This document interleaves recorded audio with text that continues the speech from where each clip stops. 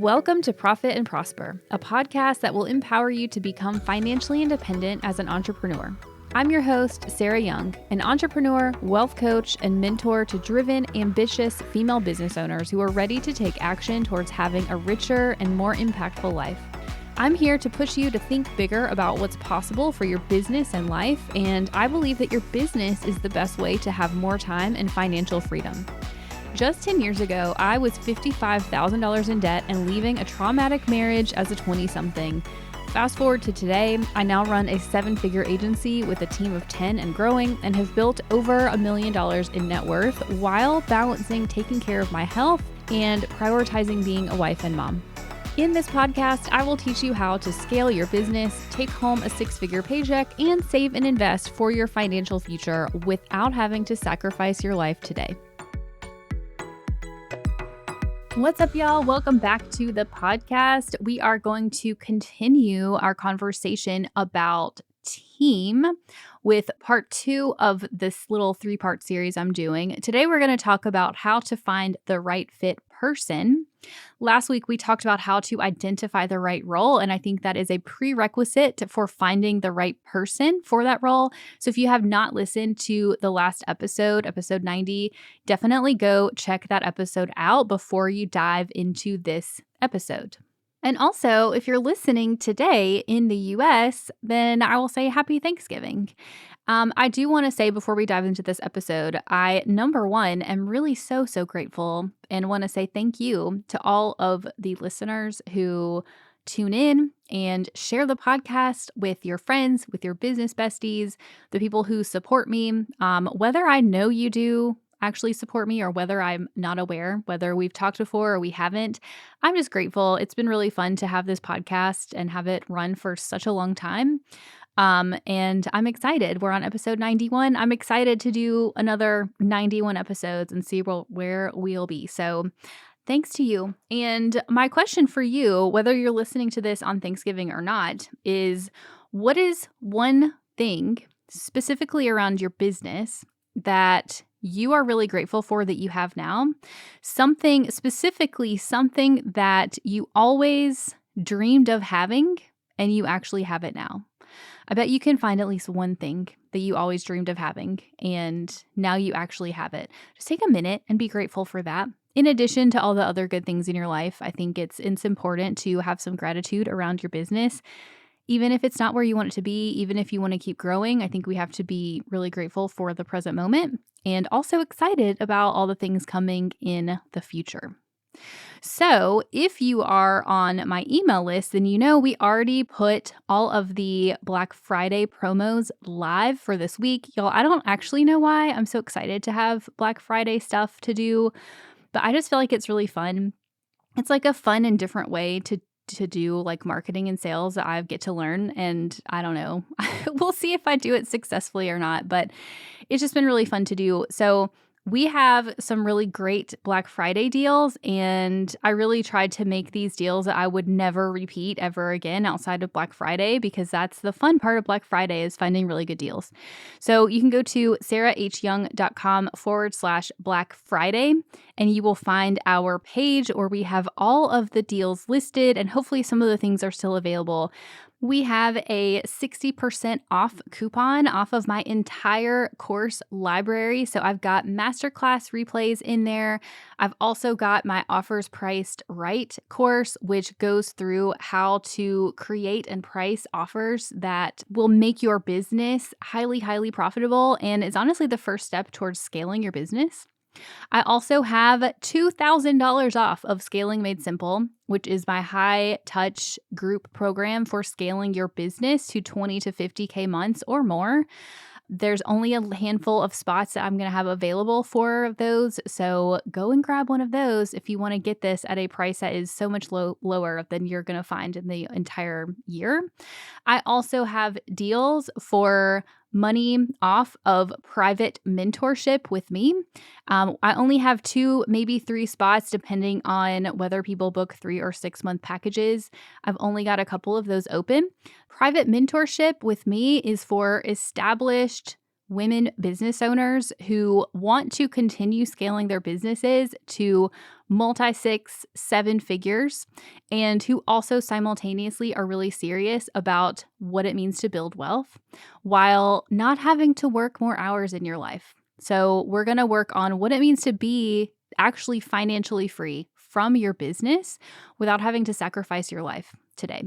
There is an application process for the private mentorship spots. So if you're interested in those, definitely start the process soon so that you can get in on those before the Black Friday deals end. These are going to run probably through Friday, December 1st, unless I decide to extend it, but no guarantees. Okay. All right, so that's it for the Black Friday stuff. Let's now talk about finding the right fit team member that is going to be the best person, not just to fit into the role that you've defined, but also to help you continue carrying on your overall vision and mission for your business as a whole and to fit in with your team and their culture. Here are the 4 things that you need to get clear on to find that right fit person. Number 1, you need to have very clearly defined and stated out loud business values and your team culture and your vision and mission. Because much like in messaging for your offers as you're selling to clients, being clear on what your company is about is going to help you attract people who are also into the same stuff as you. Number 2, we need to have a process for people to apply to the role and have pre-screening questions and assignments for them to do so that when you actually go to interview people, you're not interviewing 100 people. You're really focused on just interviewing the handful of folks who are the actual, probably the best fits out of everybody who applied. Number 3, we need to have a really solid interview process, preferably, face-to-face, at least on video so you can get a sense of what the person is all about. And then finally, we need to get clear on the compensation and then benefits and other elements of the pay structure for this role. So we're going to dive a little bit deeper into each of those 4 things. So first things first was being super clear on your values and vision and mission and your culture. The first person I ever hired at Young & Co. was in December 2020, and they did not last more than a couple months. And then I hired another person in January 2021 and ended up having to let them go a little bit over a year later, I think, because ultimately, they were just not a great fit for my vision and mission and values and culture. The next person I hired after those first 2 was in March 2021. She's actually still with me to this day. And then I hired one of our higher level team members in September 2021. And when I hired that role, it was the first time that I updated in the job description. I put in there all of the extra stuff about what the business is about, who we worked with, the type of things I wanted to accomplish, the values of my business. I talked about how, especially for an accounting firm, how I wanted to not be the typical accounting firm where people are working crazy weeks and getting burned out. I wanted to have a place where we have actual work-life balance, right? I talked about how we work with women and we try to do higher level types of services and all those things so that it would help me weed out, honestly, the people who just wanted the really traditional accounting type role. That was the first role I did. And honestly, that changed the game in terms of the type of people who applied to the role and that I interviewed, and the person who I hired, who our clients love and who's still a really crucial part of my team over 2 years later. So putting that in your job description is really crucial. That's one of the things I have is I've got templates on all kinds of different jobs. I think I basically give away all job descriptions I've ever written in Scaling Made Simple is one of the many template options that we have. But in the job description, in the last episode, we talked about the responsibilities and being clear there. So we put that in the job description, but I also include an intro about this is the business. This is what we do. These are our values. This is who we're looking for, right? This is the right fit type of person, and I describe the person. Much like I said, like you would with messaging for an offer, you're going to describe what the offer is, who it's for, the kind of results. It's the same thing for trying to attract a really great fit candidate is being clear on who you need to look for, okay? So that's number one is make sure you put that in your job description, preferably front and center. Number two is having a screening process. So when people apply, I tend to post all of my jobs on Indeed, ZipRecruiter, and LinkedIn. Actually, lately, in the last year, I've found more good candidates on LinkedIn than I have on Indeed and ZipRecruiter. I cannot say that about a couple years ago. It was kind of crappy, but now LinkedIn is actually getting better for the type of people that I'm hiring. So you post the jobs on the job boards. You might share to your social or put it in Facebook groups, whatever you do. And what I'm going to tell you is you absolutely do not go straight to an interview. There needs to be an intermediary step because you need to screen people. The process, the level that you have people go through for screening them can be as straightforward and simple and quick as you want it to be, or as complex as you want it to be. The key part is you need to really think about going back to the job description and your, the type of person that you want to hire. Ask yourself, what are the really crucial things that this person needs to have? What are the skills that they need to have? Part of your screening process needs to test them on those skills. As an example, we hired the client care person. I had them as one of the application questions. I had an open-ended question. What would your response be if somebody was upset about this and emailed us? How would you respond? And I had them write down the response because I want to test their writing skills. I also want to test whether or not they have good client care skills. And I can see that in their responses, right? As another example, for when we hired a tax manager, one of the questions I put in there was, hey, let's say somebody's got a $100,000 tax bill.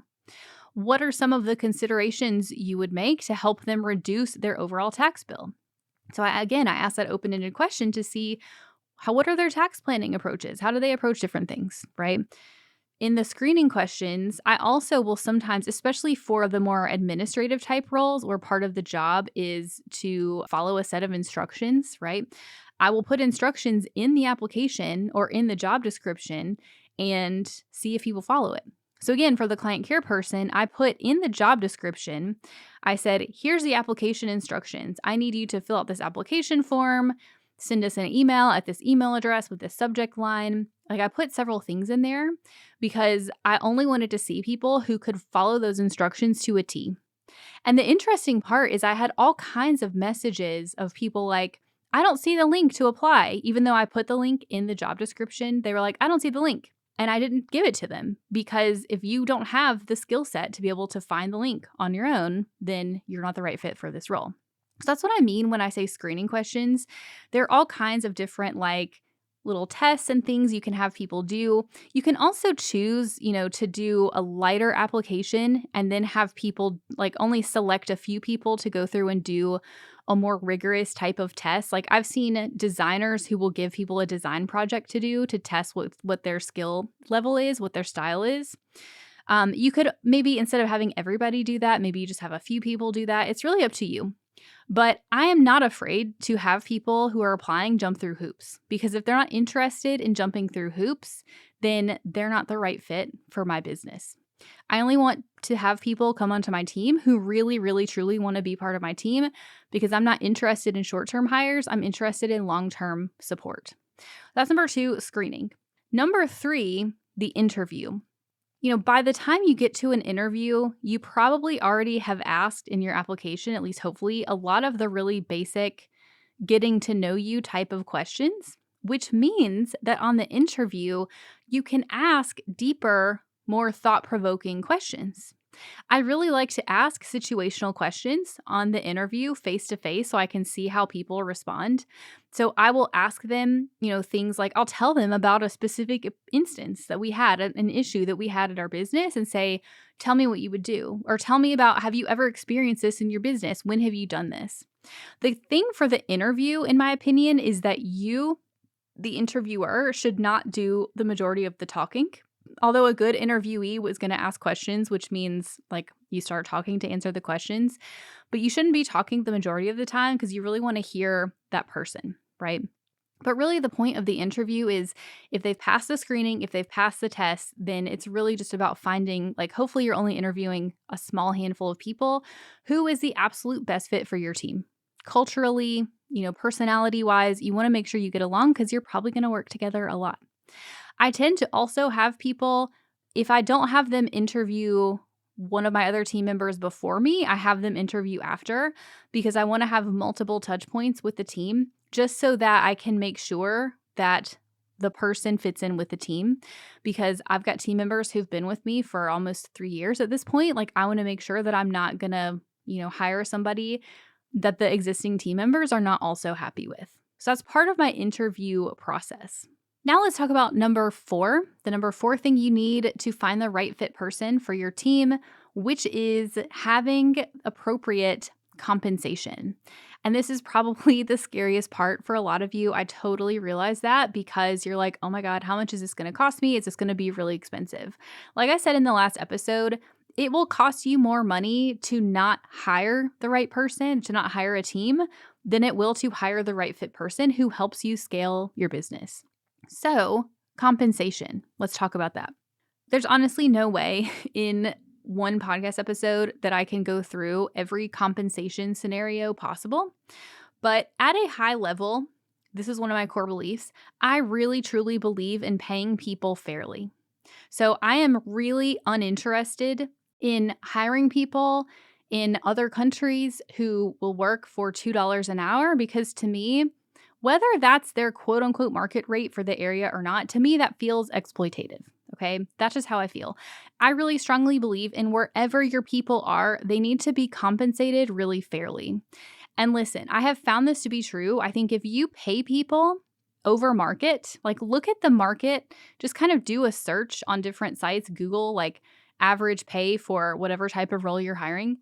If you look at the market rate and then pay people a little bit more, and or combine that with a good bonus or some other benefits, that if you hire the right person and pay them well, they will be 10 times more effective than hiring a C player who's going to be willing to work for less. So you have to get real when you're thinking about who you need to hire. If you want to have an A player, you have to be willing to pay them A levels of compensation. And so you can't skimp when it comes to dollar amounts. So we think about compensation. Really, what I want you to think about is, what is the difference in paying somebody who's mediocre at this job versus how much more do I need to pay to get somebody in who has really great experience, who has the skill set that I really want, who's going to be more hands-off for me? How much more valuable is that to me? And then how much am I going to have to pay to get them in the door and keep them retained long-term? Because part of hiring the right person is also about making sure that you retain them, because I'm going to tell you, it's expensive to go through the recruiting process, the training process. Like, it's a lot of time and oftentimes money on your part. So you want to make sure that people are retained. We'll talk more about this in the next episode where we talk about leading and managing your team, because I think retention is really important there. But if you hire the right person who's bought into your culture, who fits in with you and your team and your vision, then they're more likely to be retained for a long period of time, especially if you pay them well. So at a high level, when we think about compensation, I'm just going to drop a few things.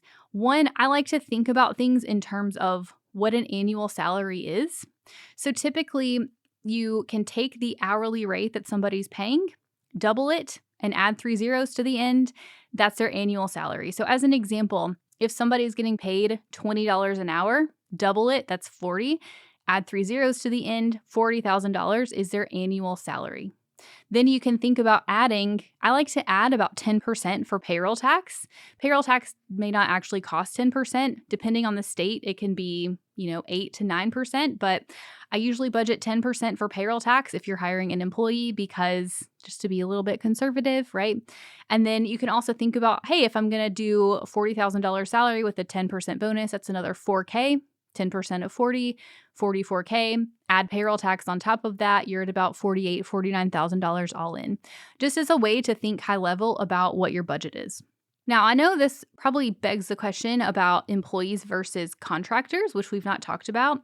And I don't necessarily want to go into the weeds right now. There is a time and place for contractors, and there's a time and place for employees.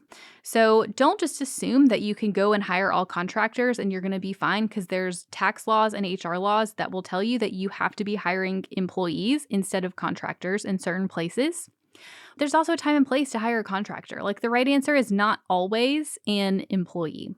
So I don't want to go into it too much in this episode, but I know it comes up when we talk about compensation because people are fearful of hiring an employee because of the additional cost. Except really the only additional cost is that you have to pay payroll tax, right? So it's about 10% more. There's also a ton of pros, in my opinion, to hiring an employee instead of a contractor.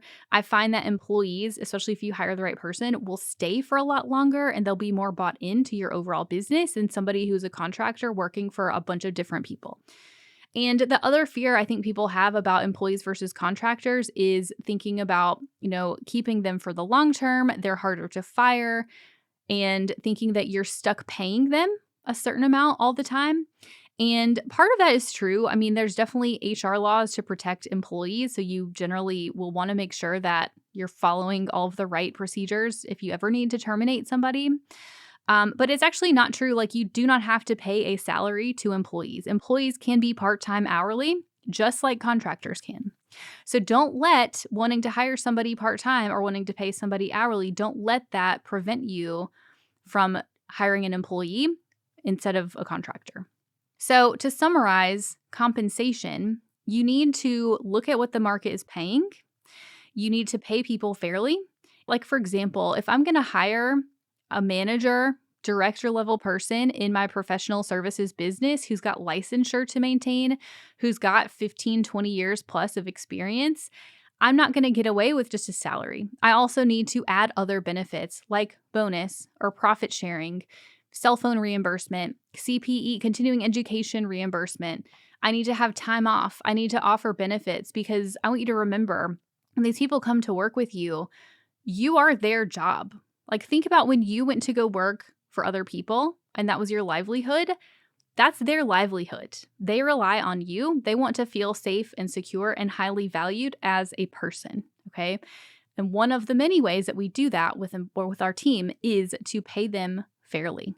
So we need to make sure that we look at the role that we want, look at the type of person that we want, and make sure that we are paying them the compensation and overall benefits and incentives and things that will make them feel valued and stay in the long run. And don't be afraid to skimp here. And honestly, y'all, we go back to the math around hourly rates. Let's say your goal is to pay somebody $30 an hour, and they come back and they say they want $32 an hour. What's the difference in annual pay, if you think about it? The answer is $4,000. The change is $2 per hour. $2 per hour on an annual rate is $4,000, right? $4,000 per month. What is that? Like $400? Is it worth $400 a month to you to make this person happy, to get the right person in the role? The answer might be no. But to me, if I'm at the point where I'm ready to hire a full-time person and I'm all in, I'm not going to let $400 hold me back from getting the A+ team player who's the right fit for my team. Whew, okay. I feel like I said a lot. I packed a lot into this episode. So to summarize, in order to find the right fit person for your team, you need to, number one, get really clear on your values, vision, mission, and make sure that is baked into your job description.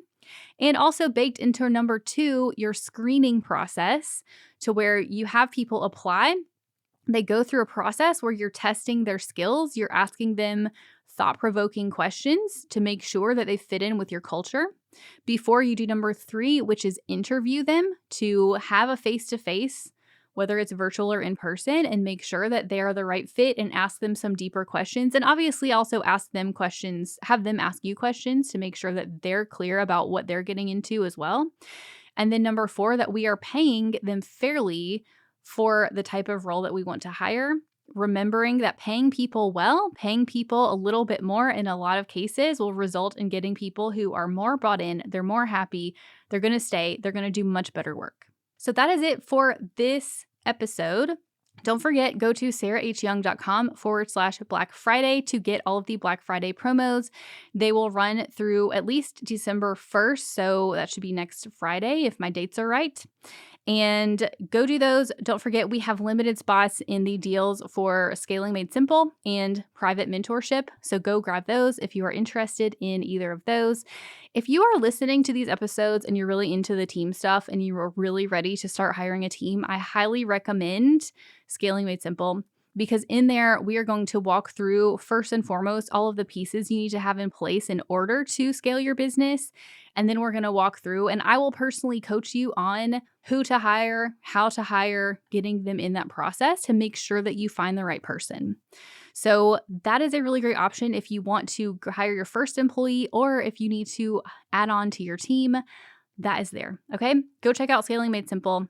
Snag the Black Friday deals. And that's all I got for this week. So come back next week. We will wrap up this little series on team with part 3, where we will talk about how to build the right team culture with good leadership and management skills. Thanks for listening to this week's episode. Listening and learning is great, but implementing what you learned is even better. So what's one thing you can do this week to make more money in your business, save for your financial future, and start living your most prosperous life? If you found this episode helpful, please leave a review on Apple Podcasts and share with a friend, because it helps me reach more amazing female entrepreneurs like yourself. See you in next week's episode.